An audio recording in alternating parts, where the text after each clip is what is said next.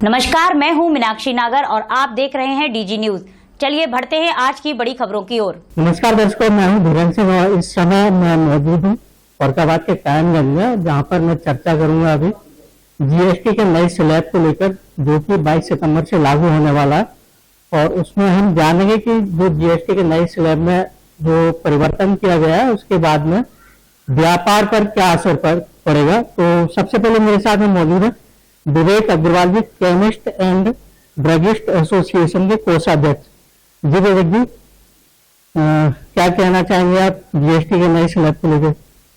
GST के जो slab कम हुआ है, दवाई में 12 से 5% किया गया है और कुछ आइटमों में जैसे तेल है, मंजन, उस पर 18% से 5% किया गया है। तो स्लैब कम होने के बाद तो जाहिर है कि इसमें आम जनता को बहुत फायदा होगा, लेकिन व्यापारियों के लिए थोड़ी दिक्कत हो जाएगी। सारे आइटमों के कोड चेंज करने हैं, इन सब चीजों थोड़ी परेशानी का सामना करना पड़ेगा। अगर सरकार इस नियम को 1 अप्रैल से लागू करती है तो हम लोगों के लिए ज्यादा बेहतर होता। सब टेक्निकली प्रॉब्लम है।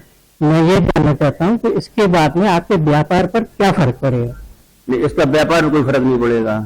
नहीं, जीएसटी अगर कम होगी तो व्यापारों को तेजी आएगी ना कहीं ना कहीं। नहीं, जैसा चल वैसे चले, उतनी दवाई को ज्यादा सुनने नहीं लगेगी। मेडिकल अगर आदमी बीमार पड़ेगा तो वो दवाई महंगी या सस्ती हो तो खा लेगा। बहुत सारी चीजें होती है जैसे ऑपरेशन के सामान है, ठीक है। मेडिकल लाइन में बहुत सारी ऐसी चीजें होती है जो दवाई से ज्यादा महंगी भी आती है।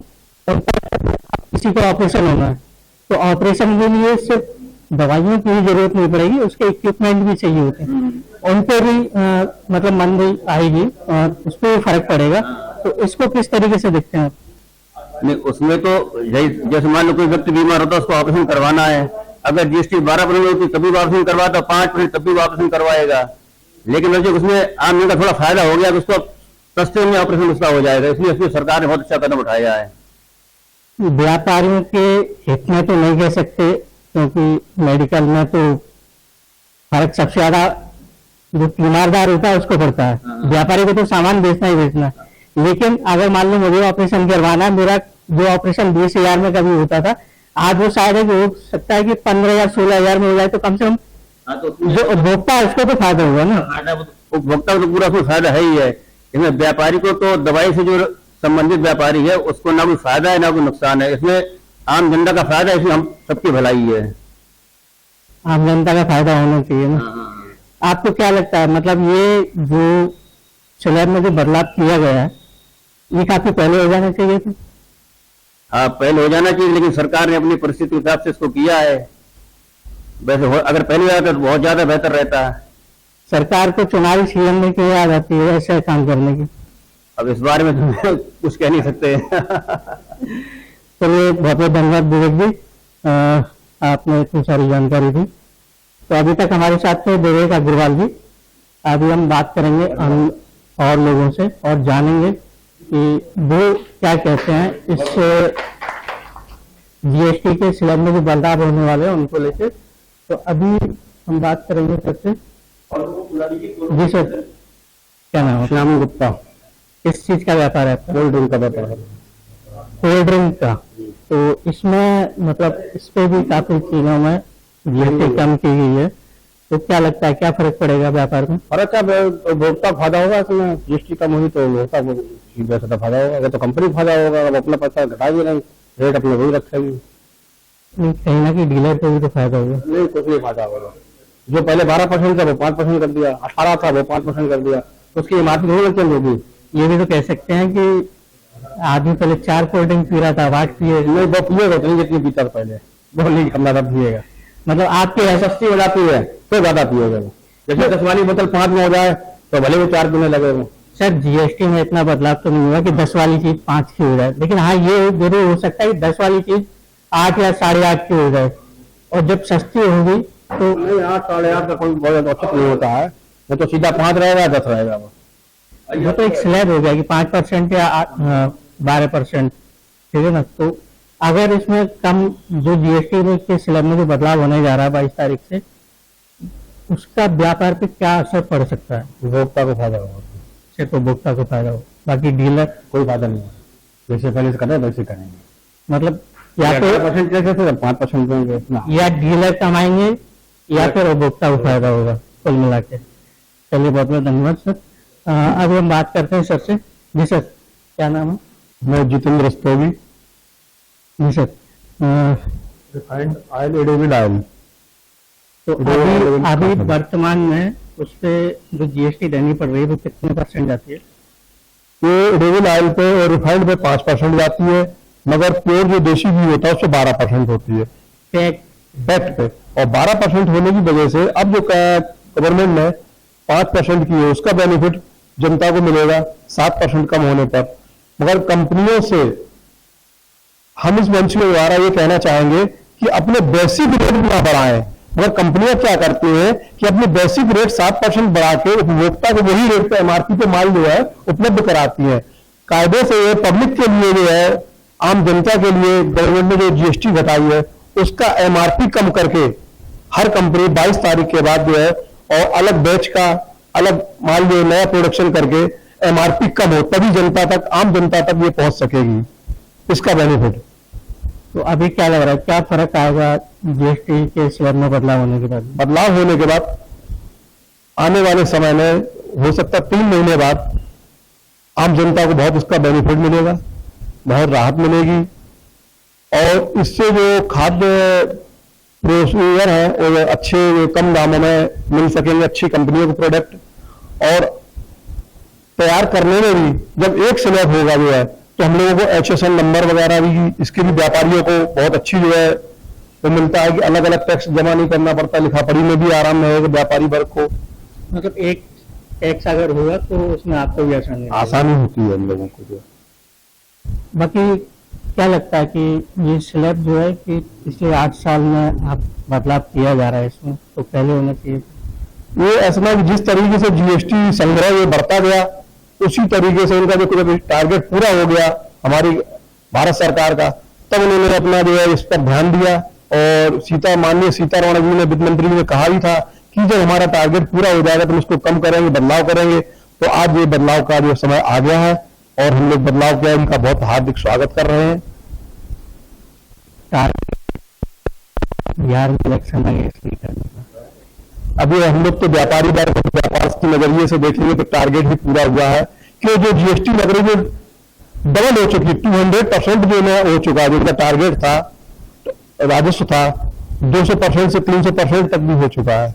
इलेक्शन से इससे कोई मतलब नहीं है, इलेक्शन इससे पहले भी हुआ और आगे होते भी रहेंगे। इस बार शायद कुछ बचा नहीं होगा, संशोधन करने के लिए बोले चलो इसी में कर दिया जाए। नहीं तो अपना बिहार से ना, ये तो पूरी इंडिया के लिए बेनिफिट है ना। बिहार से इलेक्शन से उसका कोई मतलब नहीं है कि बिहार राज्य के लिए तो किया नहीं गया, ये पूरे इंडिया में किया गया।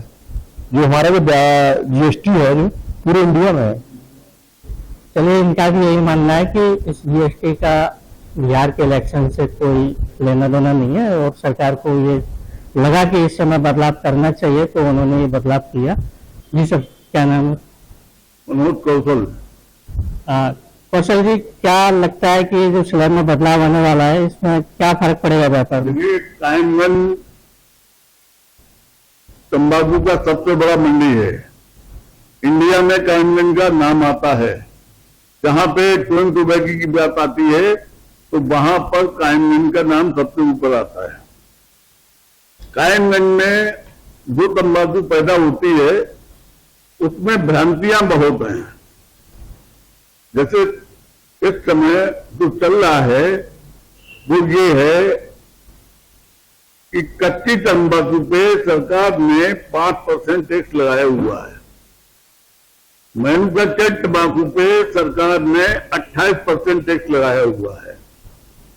होता क्या है कि जो 5% टैक्स लगा हुआ है तो बाहर का व्यापारी जो अभी तक कायमगंज से तंबाकू तैयार ले जाता था, उसको उतान करके ले जाता था, साबुत नहीं ले जाता था, तो 5% लगने में वो यहां से साबुत तंबाकू 5% पे ले जाता है और अपने यहां जाकर उसकी कुटाई, चनाई, पिसाई सब कुछ कराता है। कायमगंज को उससे बहुत बड़ा नुकसान हो रहा है। हम ये चाहते हैं कि 5% जो लगा है स्लेब, इसको भी उठाकर 28 कर दिया जाए, स्लेब 1 कर दिया जाए, तो कम से कम गवर्नमेंट का राजस्व भी बढ़ेगा। जो तंबाकू 5% में जा रही है वो 28 नहीं जाएगी, तो गवर्नमेंट का निश्चित ही राजस्व बढ़ेगा। राजस्व बढ़ेगा तो कायमगंज क्षेत्र का इससे पूरा विकास होगा। तो हमारी मंशा ये है कि निश्चित ही गवर्नमेंट को, चाहे वो कौन स्लेब लगाए, चाहे 35 लगाए, चाहे 40 लगाए, मतलब स्लेब 1 होना चाहिए, जिससे कि ये जो यहाँ जो हरियाणा, दिल्ली और महाराष्ट्र में बड़े बड़े व्यापारी बैठे हैं, वो कम से कम यहां से टैक्स देके जाएं, तो यूपी गवर्नमेंट का टैक्स तभी बढ़ेगा। और नहीं तो वो 5% पे ले आते, बाकी टैक्स चला जाता महाराष्ट्र सरकार में। और होता ये है कि यूपी सरकार का टैक्स बढ़ ही नहीं रहा। तो मैं आपके माध्यम से निवेदन करूंगा कि टैक्स एक स्लेब हो, चाहे 5 हो, चाहे 28 हो, चाहे 35 हो, चाहे 40 हो, एक स्लेब होना चाहिए। और क्या कहना चाहेंगे कि तंबाकू का व्यापार कायमगंज में किस तरीके से और बढ़ सकता है? भाई सबसे बड़ी तो टैक्स की बात है।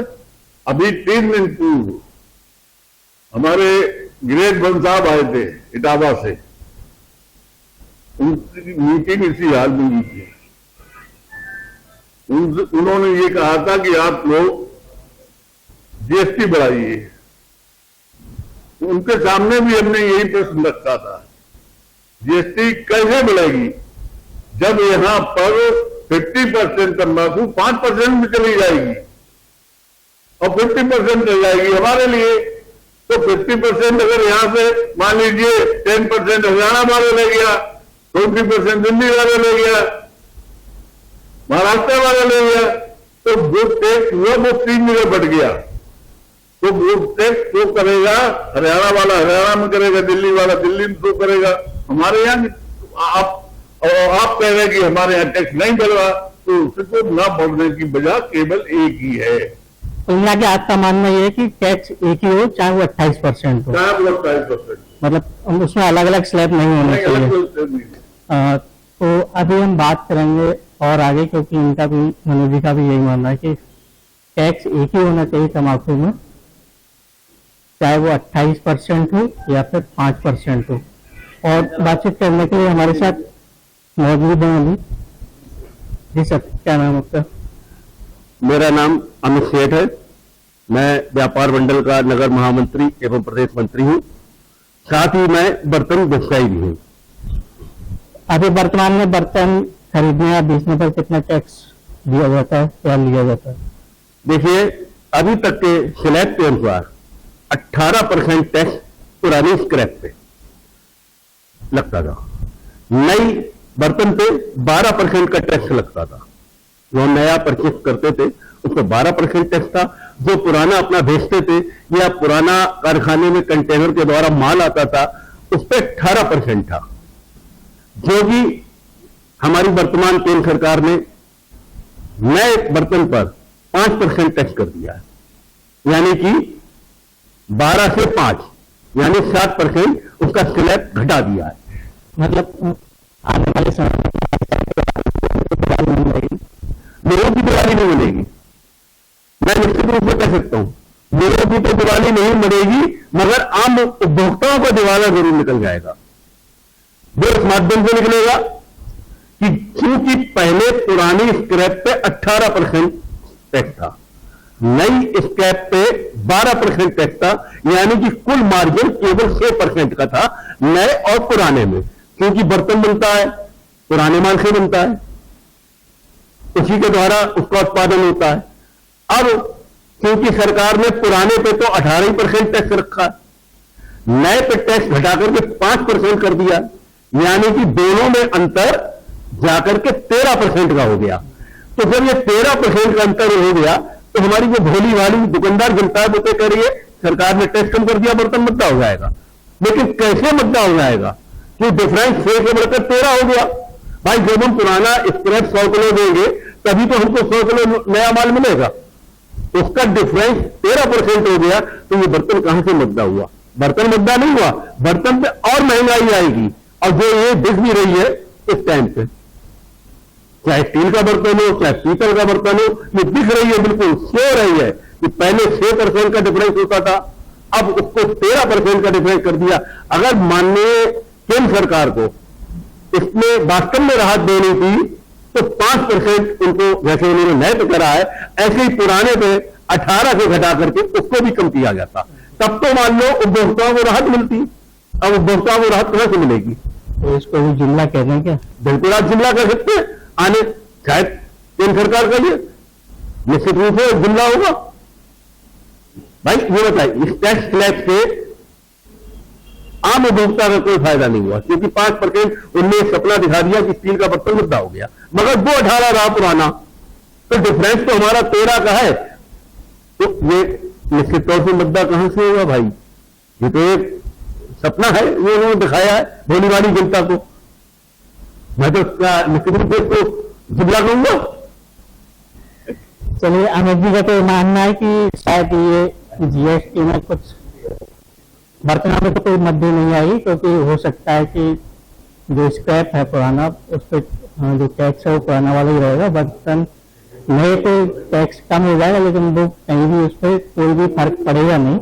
मोबाइल रिपेयरिंग के क्षेत्र में अग्रणी पहचान रखने वाला जसवंत टेलीकॉम, जहां मौजूद है मोबाइल से जुड़ी हर समस्या का समाधान, वह भी मथुरा में सबसे कम रेटों पर।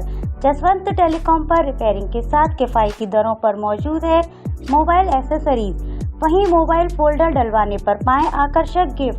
दोस्तों राधे राधे। अगर आपके मोबाइल में कैसी भी प्रॉब्लम है, चाहे वो किसी भी कंपनी का है, और आपको बिल्कुल 100% ओरिजिनल काम कराना है, तो आपको इधर उधर जाने की जरूरत नहीं है। आपके ही शहर मथुरा में Jaswant telecom one stop solution है, आप यहाँ पे आके रिपेयर करा सकते हैं। मोबाइल रिपेयरिंग का भरोसेमंद स्थान जसवंत टेलीकॉम, मंडी चौराहा, हाईवे प्लाजा के सामने, मथुरा। Mobile number 9837851017।